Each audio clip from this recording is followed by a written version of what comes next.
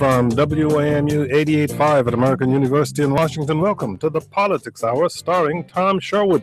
I'm Kojo Nandi.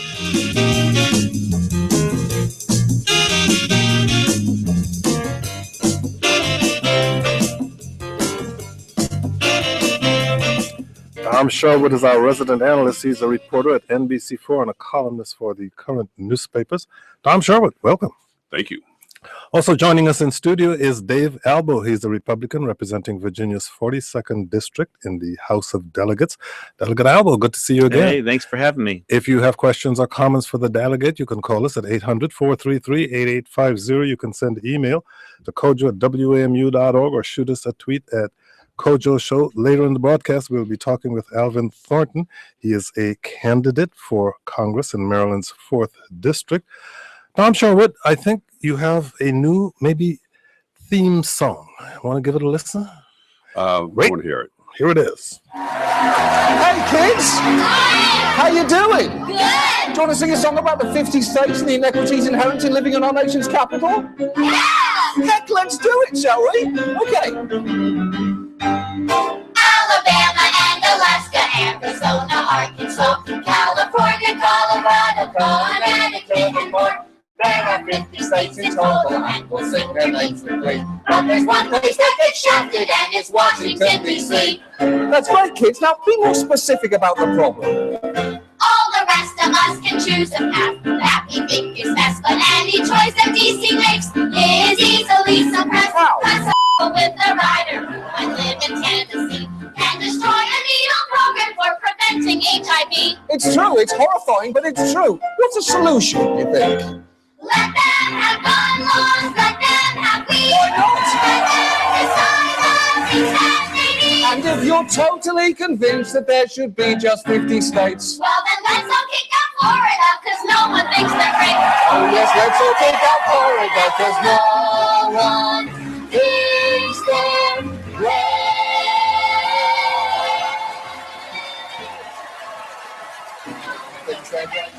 John Oliver and a bunch of kids on HBO in less than 17 minutes, drawing more attention to the lack of voting rights in the District of Columbia than we have been able to with thousands of district residents, Democrat and Republican, over the past 20 years. It was remarkable, and I encourage people to stay on the end. I don't know, Mr. Albo, if you could understand all the words because it's kind of fast, but if you haven't seen the video, to stay to the end because the song is funny about how the 650,000 people in the nation's capital are second-class American citizens. I always tell people in my speeches that, the nation's capital is the most un-American place in America. So the statehood people and the voting rights advocates have just never been able to find something to latch onto that is both entertaining and maybe persuasive to some. So it's kind of nice to hear it as a citizen of the city. As a reporter, I hope this is not the end of that kind of work. As a citizen of the Commonwealth of Virginia, Dave Albo, what do you think about it? Well, I've always liked the plan that Tom Davis put forward a couple of years ago, where he was going to make D.C. essentially a state and then add another congressional district over in, I think it was Utah. Utah, yes. So the pair of the plan, at least have a voting member of the Congress in the House, not the Senate. Didn't fly. But it's it's an entertaining song. It's better than 100 bottles of beer on the wall, which I could sing if we wanted to. Yes, well, that was John Oliver on HBO during the course of this past week's 17 minutes address to the District of Columbia. 17 minutes doesn't take that long for Metro to get a lot of people very upset, does it? Both on Thursday and on Friday. Problems with Metro. Once again, I'm not going to go into the details, but presumably everybody in the region knows about it by now, and everybody in the region is probably just as upset as the people who are actually riding Metro. But I wonder, how does this compare with other large transit systems in places like New York? Well, New York and other places, I've purposely tried to look at them in Chicago and other places. You see that they have age of very old systems, much older than the 40, 45-year-old Metro system. But the wreck of this week, the derailment near the Smithsonian, is not the problem. The individual wrecks and the shutdowns and the smoking breaks and whatever else, it's not the problem. The problem is the management of the agency. The Maryland and Virginia, the district, and the federal government, which has a stake in this, has got to figure out how it's going to be run.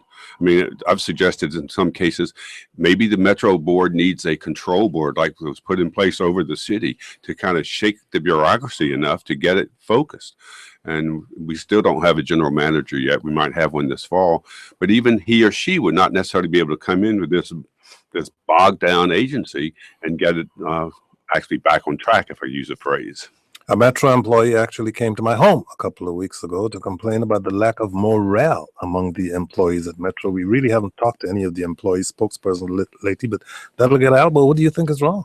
Well, I think that the state made a mistake when they created an agency that's governed by 3 different states. So there's no boss. It's the same problem we have with Washington Metropolitan Airports Authority. They're all run by 3 different organizations. Representatives from Virginia, representatives from Maryland, representatives from DC. So there's no accountability because everybody just points their fingers at somebody else. And of course, the citizens can't really affect change because they can't vote anybody out.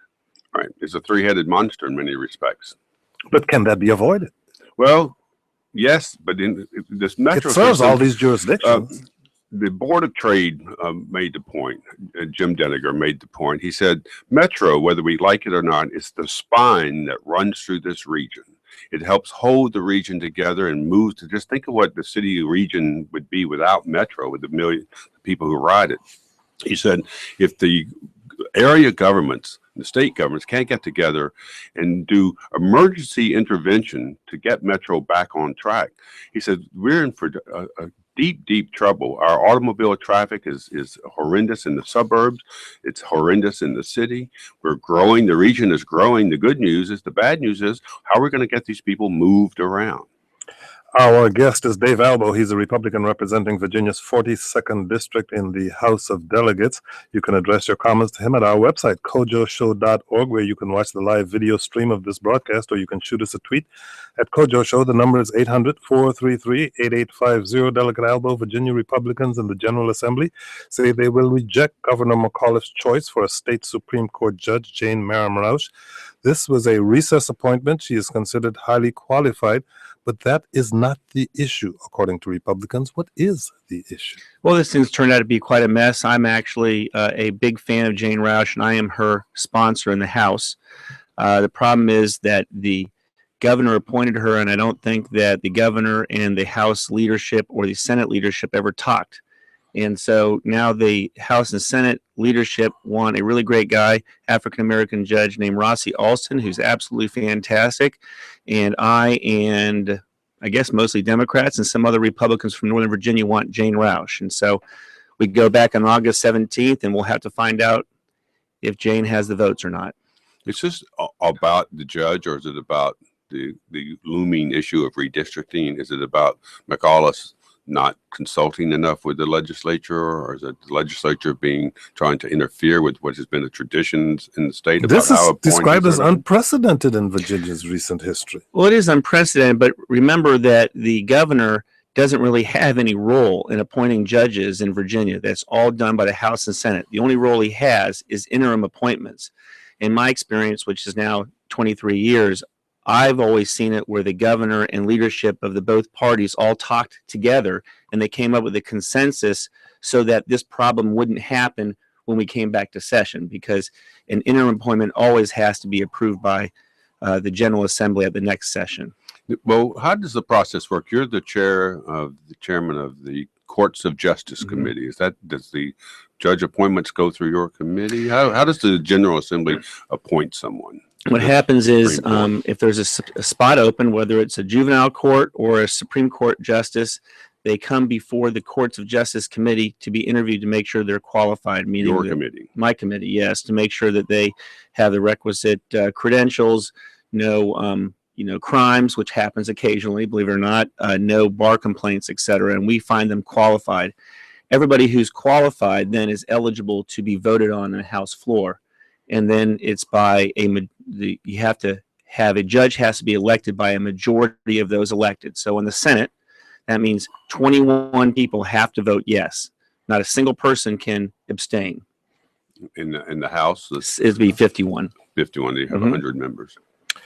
Federal courts have found that Virginia had illegally concentrated African Americans into a single congressional district. A panel of judges this week denied Republicans' request to delay the court order to redraw Virginia's election map. What are your thoughts about redistricting, and what is next? Will there be a special session that Governor McAuliffe says that has to happen? Well, I guess there is going to be a special session. I disagree with the court's ruling. It's still got to go to the Supreme Court. But, you know, we abide by the law, and the federal court said that we need to redraw it. So I imagine we're going to go back on August 17th and start that process again. You disagree with the court's ruling, but over in the state of Maryland, Governor Larry Hogan, a Republican, says, you know, we need to take the politics out of this. He wants to appoint an independent commission to do redistricting and make it a part of the Constitution in that state. Why do you politicians insist on being involved Well, in redistricting? you know, it's always great when people say I need an independent commission or nonpartisan commission, but think about it. Who's going to be on that commission? I mean, if it's independent, that means you have to have somebody who's never voted before. Also, what you're doing is you're moving the politics from elected representatives to non-elected representatives who you can't throw out of office if they do something you don't like. So I've never found any of these ideas to do anything more than move the politics from an elected body to an unelected body. And so I just don't think it's a good idea. It is political, whether it's you making the decision or whether it's a commission that you help appoint. Hey, Tom and I could do it. Go ahead. Well, yeah, I would like to see the media try to do something First, like you have to that. move to Virginia, guys. Well, there are some barriers that just cannot be overcome. But you know, but it is a commission can help. I mean, you can get people of substance on of public service to come in and say how it should be done. But I mean, it's constitutionally, it's up to the legislature, right, to do the redistricting. No, the Constitution says the legislature does it, and you know it's not as easy as it all sounds. First of all, I don't think it sounds easy at all. well, first of all, because of the Voting Rights Act, we have to draw lines to guarantee that there's a certain number of minority seats, which is the subject of this congressional thing. Secondly, the only straight line in Virginia is the southern border. We have lots of bodies of water. People say we want more competitive districts. Well, it's impossible to draw a competitive district in Alexandria because it's very, very Democratic, and it's impossible to draw a competitive district in Shenandoah because it's very, very Republican. People who live in certain areas think certain ways. And It doesn't have to be mostly the net effect of all the drawing of the lines.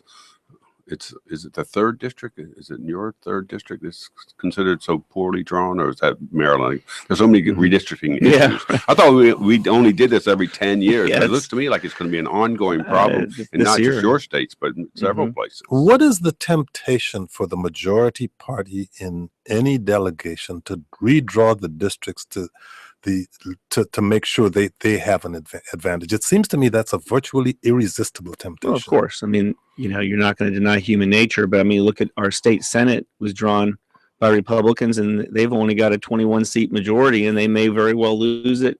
I hope not, but they could lose it in November. I mean, so it's just the nature of the beast. I haven't thought of a better way to do it yet. If there is a better way, I'm all ears. But it's Jeff Shapiro, the columnist for the Richmond Times-Dispatch, was writing this week. You could have the elections this fall. All 140 seats of the legislature are up, right? Mm-hmm. But then if you redistrict, you may have to have another election in 2016. Yes, well, that's And then you have to, a little bit separate issue, because right now the courts have held that our congressional districts right. are bad. There's a separate suit which hasn't been litigated yet about whether the House of Delegates and Senate districts are unconstitutional. If that is successful, then yes, we could end up running in next November 3 times in a row. And that would be bad for Republicans. Bad for and the my president- family life. I and the mean, family golly. life of the president. But in the presidential year, the Democrats would feel more hopeful in the presidential year because the turnout is larger. Yeah, This you know, man it's- wants to talk about his family. Right. life, don't he? I mean, if I have to tell my wife I have to run 3 years in a row, I think she's going to kill me. You know, there's always that great line, I want to spend more time with my family. Right.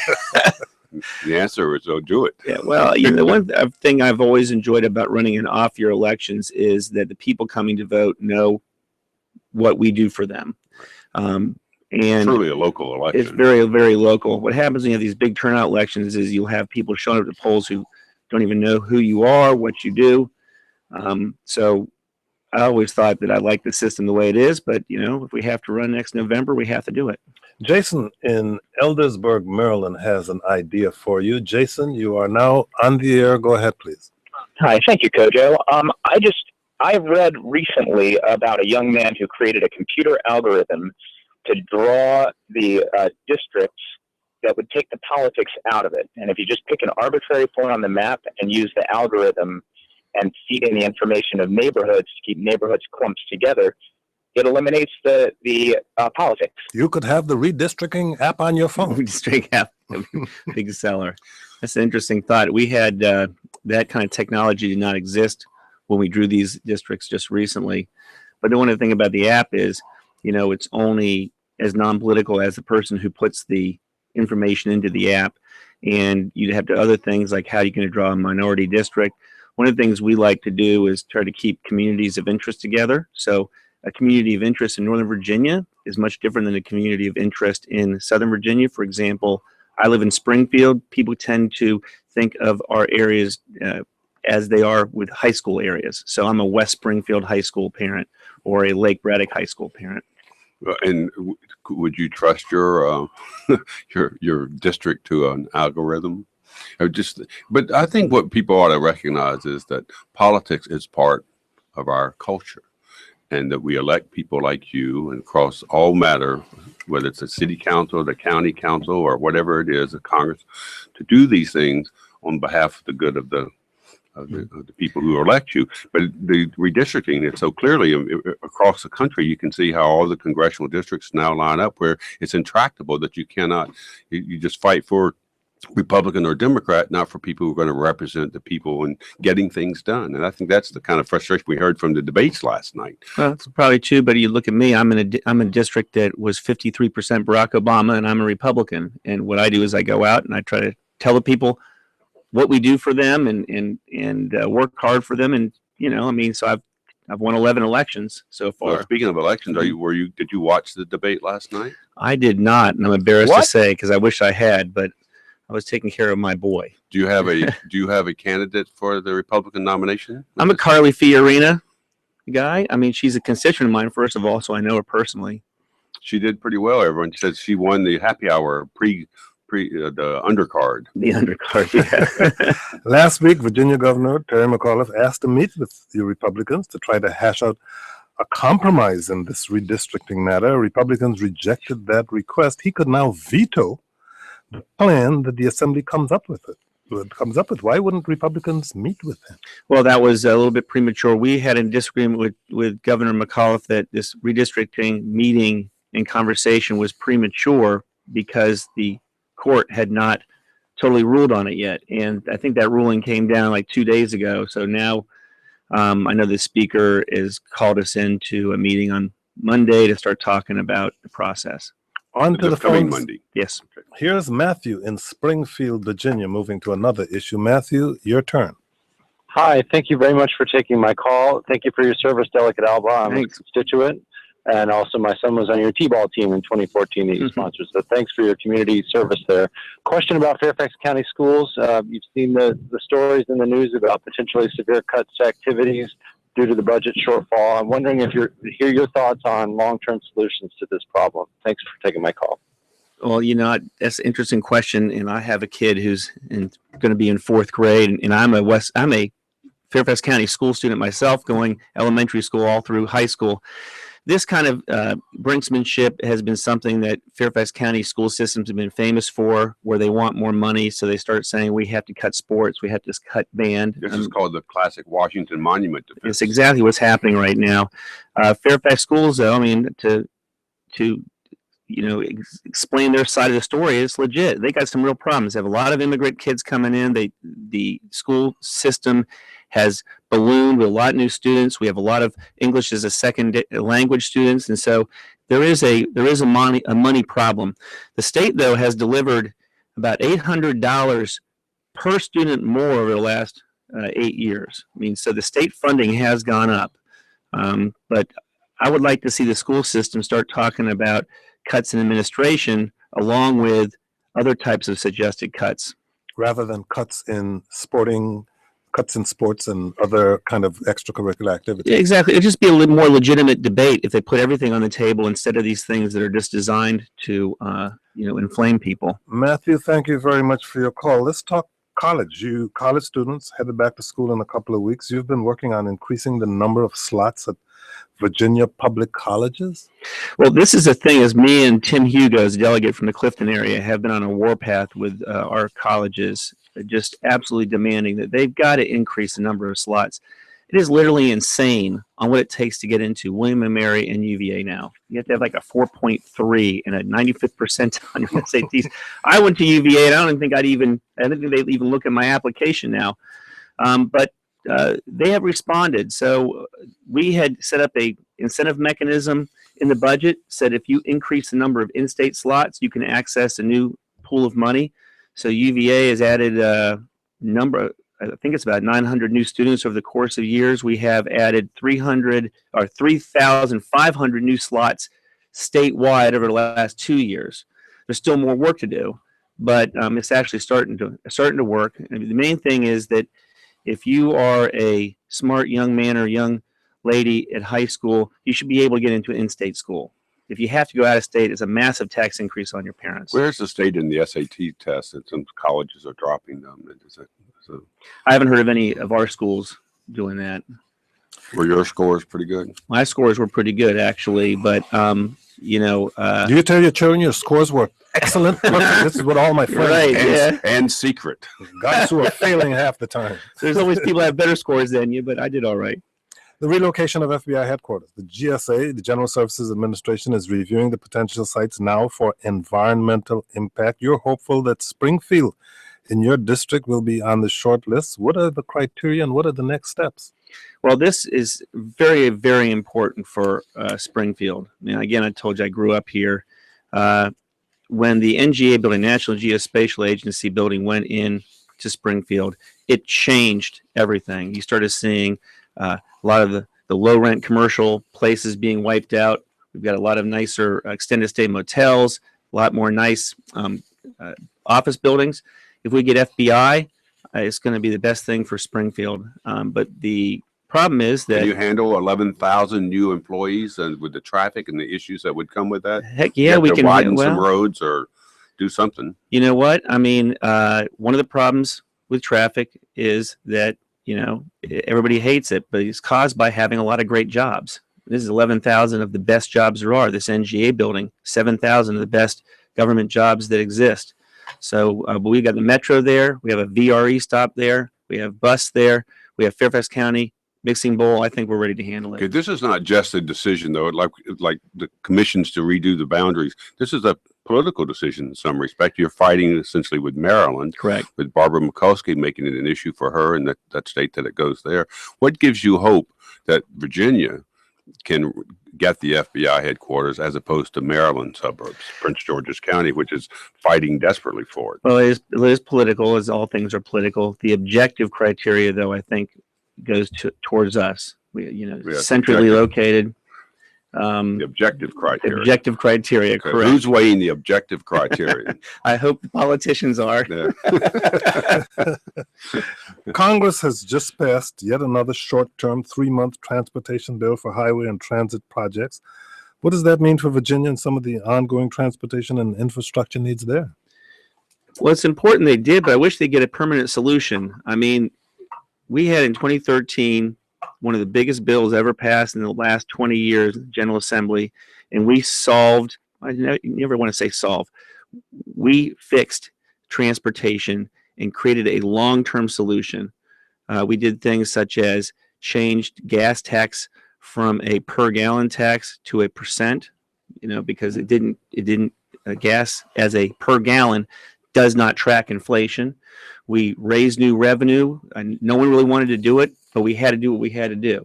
Problem in Congress is they can't get together and they can't solve the problem. So they need to look at Virginia. We solved the problem. We need a long-term solution.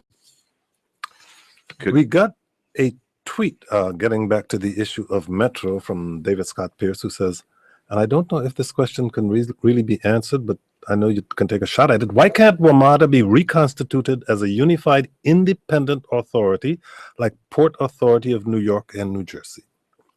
You know, that's a good idea. Again, it gets back to the problem. As long as I'm elected, we're never going to ever create one of these 3-state things that there's no boss. I think it might be time for us to look at unwinding the whole thing and reconstituting it as another type entity. Would the Port Authority, but wouldn't there also be members appointed to that would then become representatives of their Like the geographical Airports location? Authority? Airport Authority. Well, as I said, I don't think that the Airport Authority works as well as we would hope because there is no boss. I mean, if an Airport Authority police officer pulls you over and he's mean to you, you have no one to really complain to because you can't complain to the Maryland, DC, and Virginia. What would you, and the Metro is in crisis, back for that for a moment. Do you have a thought of what would it take to make Metro work better? Do you think the governance structure should be changed also, whether it's this Port Authority thing or not, but something just more radical? Well, yeah, I mean, you're kind of catching me off guard because I've never actually thought about the replacement for it. I kind of just always assumed that we had to live with the path that we started, 40 years ago. But maybe radical change is needed. It's just not working right now. One final call on Metro. Here is John in Arlington, Virginia. John, you're on the air. Go ahead, please. Pedro, how you doing? Doing well. My concern was that this accident that occurred this week that's the second time an accident's occurred in that area, and the first time a couple people got killed. And I'm kind of wondering, there may be a design problem down there, and the design problem is when you go out of Federal Triangle towards Smithsonian and then on to L'Enfant Plaza, it's kind of it should be a kind of gentle turn to the left, ending up in L'Enfant Plaza. Instead, you come out of Federal Triangle and there's a brief turn to the right, then a sharper turn to the left. And I kind of wonder what the design issue was down there. I don't have the expertise to speak to that, but Tom does.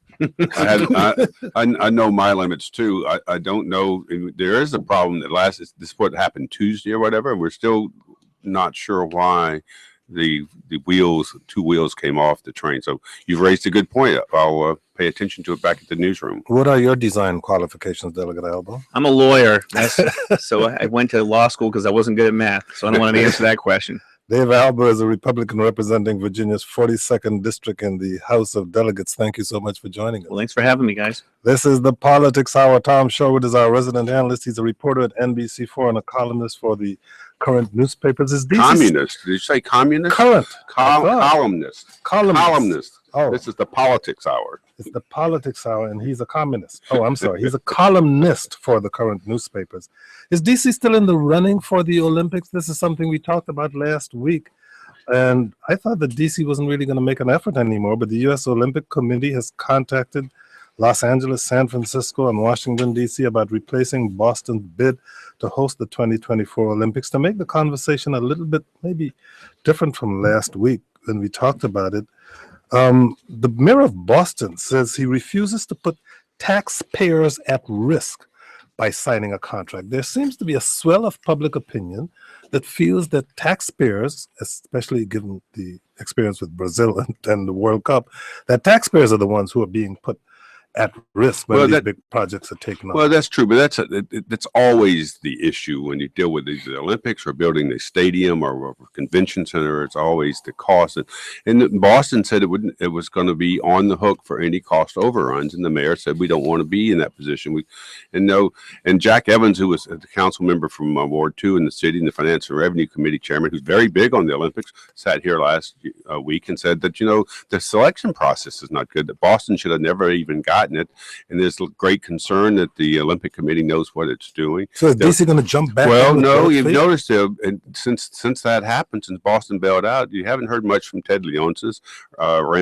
Russ Ramsey, one of the other leaders, has said some positive things, but And the assumption is that when DC does these things, it includes the suburbs. We're going to include. Oh, no, it's not an place. assumption. It is part of the deal that the Exactly. region would be hosting the Olympics, not the little tiny DC District of Columbia. And so But I they're- think it's not going to happen. I think what you're going to find out is that it's going to go to California. If DC gets it, there will probably be events in Prince George's County, and that would be of interest to Alvin Thornton. He's a political science professor at Howard University and a candidate for Congress in the 4th District. He was formerly a member of the Prince George's County Board of Education. He's chaired a statewide education commission at Howard. He's also served as associate dean and senior academic advisor to the president. He's also an individual that I have known for way too long. Alvin Thornton now joins us. Almost as long as that resume. Exactly. That's why it's so long. He's been around for a while. Indeed. Alvin Thornton, good to see you. Good to see you, Coach Joe. That's really good. And Tom, hi. Oh, yeah. How do you too? Let's start talking about Governor Hogan. We just spoke to the delegate about Virginia's redistricting process. As we just heard, the courts have declared Virginia's congressional districts unconstitutional because they concentrate minorities into districts which disempower them. And Governor Larry Hogan just announced he's appointing a panel to reform the process for drawing congressional districts in Maryland, where he says gerrymandering is in favor of Democrats on this issue. Which hat are you wearing today? Your political science professor hat or your Democrat hat? I'm going to do both. I'm going to wear multiple hats. I'm the son of Alabama, Coach Joe, and I grew up in the atmosphere of What part of Alabama? place called Roanoke, which is a suburb of Tuskegee, Okay. a rural textile, cotton, etc. But I'm a Gamillion versus Lightfoot person. You know, the original source of concentrating voters, diluting voters, etc. When I first came into Prince George's County, we had vote dilution, significant African American vote dilution, and I essentially, without making a congressional speech, I led the effort to fight that as citizens of representative redistricting, and this was in the early 80s, from which the 4th congressional district was drawn. So to me, this is not partisan, this is not Democrat, this is respect for the voters.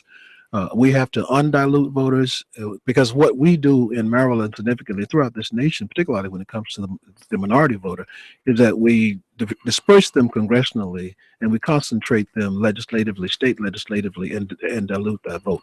Most voters don't know anything about this, and so politicians have a responsibility to make people aware and then deal with solutions of the type that's being recommended by whomever. I personally like commissions, independent commissions. Yeah, you Well, headed one. But Indeed. But what's the reason that an elected politician should say, okay, go ahead and redistrict me out of the business?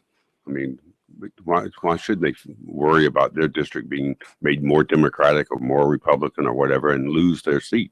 They worked hard to get the seat. They worked hard to get their seats for a purpose, presumably, right? And I don't want to be an idealist here, but I do believe that our body politic is suffering, right, from the artificial division, artificial extreme partisanship that I think ultimately does not serve the best interests of the voters.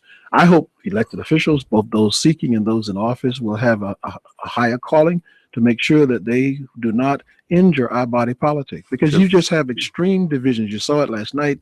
You see it in our legislative bodies where people are simply locked down into artificially drawn partisan districts that do not represent voters' interests. African Americans at first were denied the right to vote. Indeed. Then they were ignored, and then they were dispersed in districts so they could not have majorities or close to majorities. Indeed. And then more recently, they have been clustered into districts to limit their influence in other sections. How does someone get to a balance where you say, how is it done that you'll have a balance that the districts represent the people who live there? Well, the first thing we do is to restore the Voting Rights Act. That's the first thing we do, because you have to have a protective umbrella over the whole process. And the Voting Rights Act of '65, the 50th Right. anniversary, by the way, this week, it's something that we have to restore. We have to restore the Section 5 pre-clearance provision so that the umbrella over all of this, where there's judicial accountability for whatever politicians do. One of the reasons that we can deal with this issue is because if elected officials act irresponsibly, we do have a judicial recourse that we can go to the courts using the Voting Rights Act. And that's why it was so unfortunate that the Supreme Court gutted it. And I hope that, led by people like John Lewis and others, that we'll have a restoration of that. You've got a distinguished career in academia as well as in education, advocacy, and policy. You've done a great deal in public service, but you haven't run for Congress before. I haven't, no. I, for one, know that you were interested in running some time ago and chose not to, but I'm not going to talk about that. He also ran for the state Senate once. Why are you running now? Well, you know, when I look at the things that I think are artificially dividing the American people and undermining, I think, our basic democratic system, these are structural, systemic issues. And I think you need clarity of leadership, people who have had experiences as I've had, both in terms of where I come from, how I lived, and the administrative and academic and political leadership that I've provided, that you need that kind of person in office to articulate, to set agenda, and then to create consensus. One of the things that I've done in the state of Maryland, Howard University and generally, is to build consensus around big issues and be able to bring people together. For me, the high point of my life, beyond my darling wife and that and my 2 children and 4 grandchildren, is the Thornton Commission in Maryland. Let's talk about that for a second, absolutely. because your name is most closely associated with that statewide commission that you chaired to look at public education, and the namesake legislation that had led to the commission's recommendations led to the passage of the Bridge to Excellence in Public Schools Act of 2002. That's also known as the Thornton Act, which, among other things, increased state funding for education significantly. It also required maintenance of effort.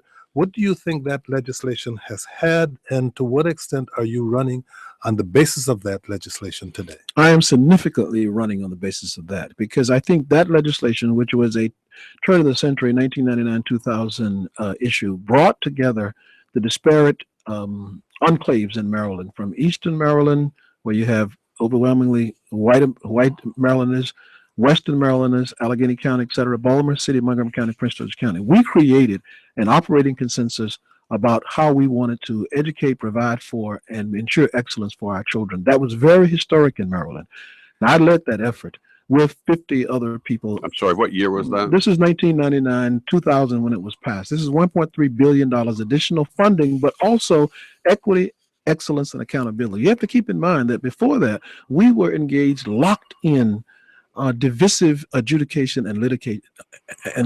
That's what we were locked in. Black people against white people, Baltimore City against Montgomery County, right? Over the question. The Thornton Commission Bridge to Excellence significantly eliminated that. Now, one of the reasons I'm running, Kojo, is that I think that consensus needs to be protected, first of all, but then used to address other issues, particularly affecting Anne Arundel County and Prince George's County in Maryland. So you're running for Congress, though, right? Absolutely. 800-433-8850 if you have questions or comments for Alvin Thornton, or you can go to our website, kojoshow.org, look at the live video stream, see what he looks like, and ask a question or make a comment. What, are you making a comment about what he looks like? Yeah, sure. I am running for Congress, Tom, and I believe that the Thornton concept should be nationalized. Well, but the county, Prince George and Montgomery were fighting with the legislature even most recently about funding for schools. I mean, As well they should. So you improved it, but it hasn't been solved as an issue of how you do the schools. No, but see, a large part of that consensus has not been sustained. This is one of the reasons why I decided to run for Congress, because that consensus is being it's a 3-legged stool. One of the stools was, in fact, what we call maintaining geographic cost of education index. That was significantly undermined in the most recent election. Well, if you're going to be in Congress and you've got a big field to run against, off the sidelines, onto the playing field, would you focus on education as a member of Congress? What would be the issue for you? Education obviously would be the issue, but not the only one. I am significantly. The Republicans, others would like to get rid of the Department of Education and very irresponsible and minimize the impact of national government on local educational issues. Very, very irresponsible. I'm here because of the federal role in making sure that people have equal access to education. I'm here because of that. There would be no me, and significantly there would be no, especially African American middle class, and role for women, et cetera, and in Title IX and other things. So it's very irresponsible for anyone to talk about removing that umbrella. People like to talk about working across the aisle, but who in Congress now would you say you'd like to emulate? Somebody in either party? Is there any person particularly? Well, I'm a big Elizabeth Warren person. I love her approach to politics. Elijah Cummings, I don't have to go very far. I can just go up the street to Elijah. I like what the two of them are doing together to address urban decay, to address the maldistribution of wealth in our country, to address, I think, threats to the basic social fabric, Social Security, et cetera, privatization. So I like what they are doing, and I would emulate them. Do you have a candidate for president? Do I have a candidate for president? I have a concept. I mean, I like what Sanders is saying. I mean, I like what Clinton is saying, et cetera. I mean, I don't. What about, you didn't mention the state governor of Maryland, Martin O'Malley? Look, I'm running for Congress. I'm not running for president. I think all of those candidates would be excellent presidents of this country, much better than the people on the other side. Our guest is Alvin Thornton. He's a political science professor at Howard University. He is currently running for Congress in Maryland's 4th District. If you have questions or comments for him, you can send an email to kojo@wamu.org, shoot us a tweet at Kojo Show, or call 800-433-8850. You would also like to focus on access to higher education and addressing the crushing debt that many students are facing. What do you think can be done about that at the legislative level? President Obama is correct in saying that we should have universal access to higher education paid for collectively by all of us for our children up to the first 2 years. I would extend that to to 4 years of college. I think education is so essential to citizenship and our 14th Amendment, citizenship, equal protection, privileges, etc., that we must have free access to those who are qualified and want to go. Debt now for students who are graduating from Congress, averaging as much as $26,000. It impacts the ability to form families, get out to participate civically, etc. So I'm supportive of education afforded to all citizens free of charge up to 4 years of college. Tom, let me tell you a story. How long is this story? 10 seconds. I once hosted a television debate between Alvin Thornton and Dinesh D'Souza. Oh, yes, you did. On Dinesh D'Souza's book, Illiberal Education, The Politics of Race and Sex on Campus. And gender on campus, right. Which is why I wanted to ask you about higher education. Yes. Education is a big issue, but even in Prince George's I was County, a focus in that book, one chapter. That's why you brought me in. That's right. positive focus. From Dinesh D'Souza. That's why I was asking. But look what happened to Rashawn Baker in Prince George's County. The county executive wanted a big tax increase and said we got to do something about our schools, and the county council didn't do it. Right. I mean, people say education starts first in the in the local government. No, it does not. And I was very concerned. Is what another reason why it does not. No. Let me see what I'm saying. I was very concerned about the way that was handled by leadership. It's not about Rashawn Baker. It's not about the council. It's about political leadership doing what it should do, which is to make sure that education is not a political football, that we all agree. So education. Who made it a political football? Well, leadership makes it a political football. Leadership is no. Put some names on it. I will put names. It is state senators, it is delegates, it is council, etc. And what you do in that sense, you say education is funded federally because we have a huge disability population.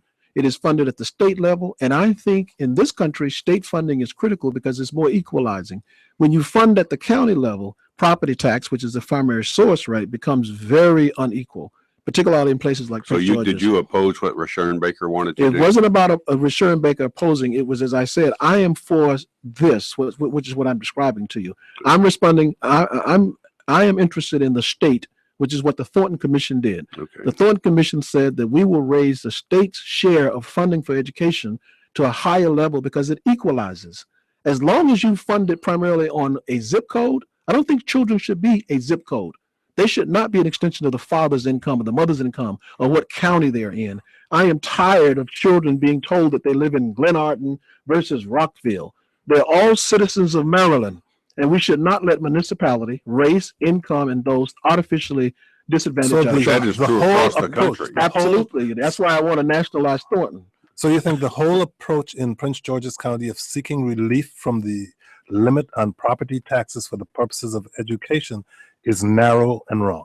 It is narrow, and it needs to be expanded to include the umbrella of things that are the sources of funding for education that I described: federal, state, and local. And what you have to do is address those things that are undermining the sources of funding for education: foreclosure of homes, undervaluing of life, undervaluing of property.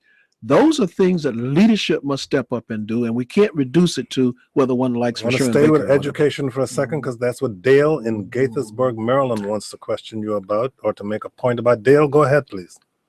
Thank you, Coach. I enjoy your show always. Mr. Thornton, the maintenance of effort program that you're championing has now handcuffed school systems because it says you may not spend less money this year than you spent last year. How in the world does a school system save money if it can't spend less? Well, the maintenance of efforts simply says that the state should not be obligated to give districts money, and I'm a strong supporter of this, when they back the money out of the back door. That's irresponsible. I'm a big supporter of increased state funding, which is because it's equalizing, particularly for districts that have the obligation of taking care of the poor, obligation of taking care of students with limited English proficiency, and then they take those funds and back it out of the door and use it for, and just they take the state fund and they contribute less from the county source. Spend it on something else. Absolutely. All right, that and the maintenance of effort is the only way to prevent them from doing that.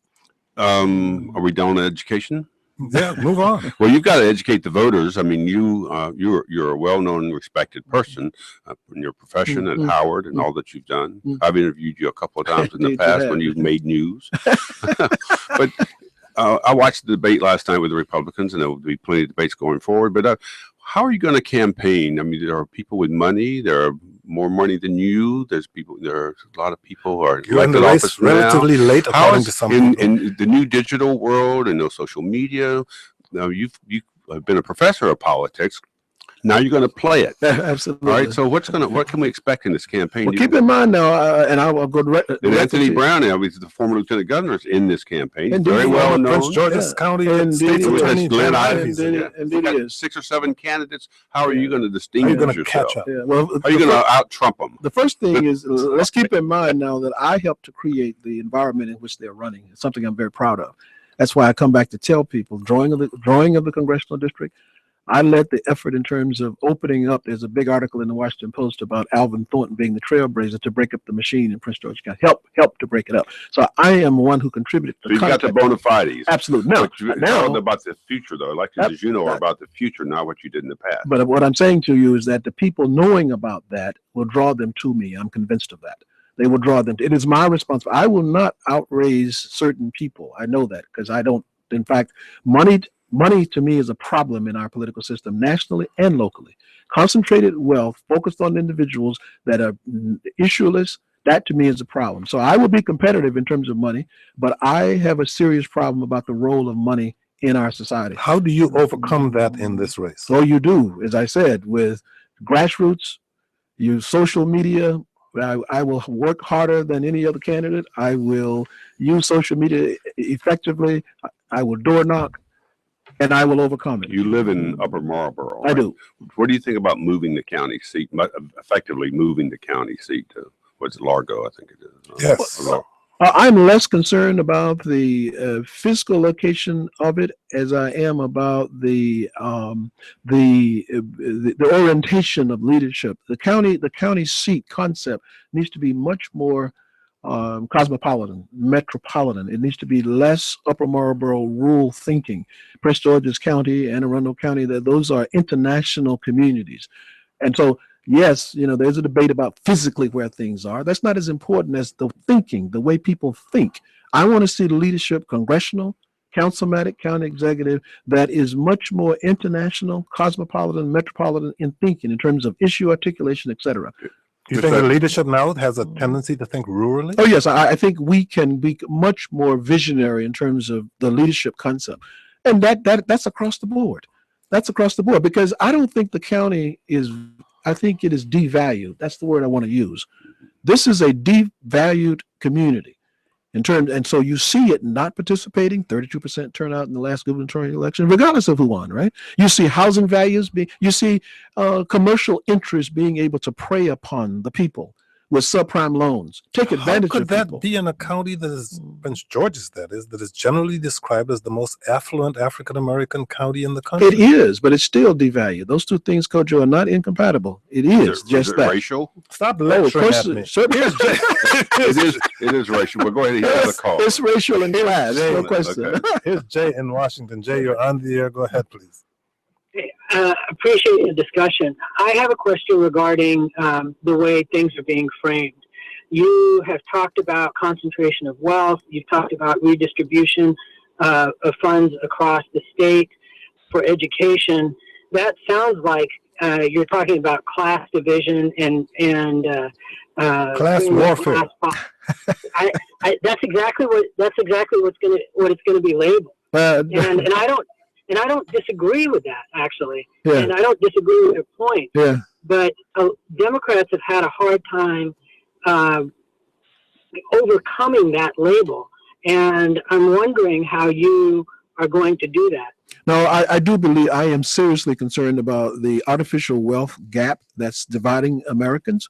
And that if you have 1% of the people getting over 90% of the wealth that's been accumulated since 2007 and 8, that is a major threat to our democracy. That's not a black-white issue or Democrat-Republican. That is a democratic small d issue. Even Republicans are talking about income disparity. Absolutely. Right. And Got to talk about criminal justice reform and police brutality. They're in the headlines almost daily. What do you think is needed at this point to address the racial tension and the disparities, frankly, that exist? Well, I personally experienced police brutality in Prince George's County myself, so I have a personal experience with that. And I believe that there should be criminal justice reform. We must diversify. I led, by the way, Citizens for Against Police Brutality in Prince George's County in the early days. I've done a lot of things. It was notorious. No question about it. Not And now. I didn't just speak about it. I helped to lead opposition to it. We must have diversification of police department. First of all, we must have criminal prosecution, as I'm seeing now, of those who take the lives of Americans, not only Black Americans, but any Black Americans. Any Americans. And then we must have training, diversification. We must remove what I call the blue seal of the blue ribbon or the blue whatever of silence, where you have police officers, notwithstanding race, being able to protect each other artificially before Only got information about is a minute gathered. left, Tom. Black Lives Matter. Indeed. Governor O'Malley got into trouble when he said all lives matter. What is the message when you say Black Lives Matter and leaving everyone else out? There is, you're not necessarily leaving everyone out, but you're bringing people to the attention. Growing up in Jim Crow South in Alabama, as I did, there's been a particularized role that criminal justice enforcement has played in the constraining of the lives of Black Americans. And it's been a control mechanism historically in our society. And it dilutes the message if you say all lives matter, because you're specifically talking about people who have been harassed specifically. Black people. Absolutely. Historically. Yeah. Okay. And I think that's the mistake you made. Alvin Thornton is a political science professor at Howard University. He's a candidate for Congress in Maryland's 4th District. Alvin Thornton, good to see you. Good luck to you. Okay. Thanks, Coach. Thanks, Tom Tom. Sherwood Thanks, is Tom. our resident analyst. He's a reporter at NBC4 and a columnist for the current newspapers. And now you're a fan of John Oliver, too. Huh? And 99 bottles of beer on the wall, not 100. I made a rare mistake. Thank on my you all part. for listening. I'm Kojo Nandi.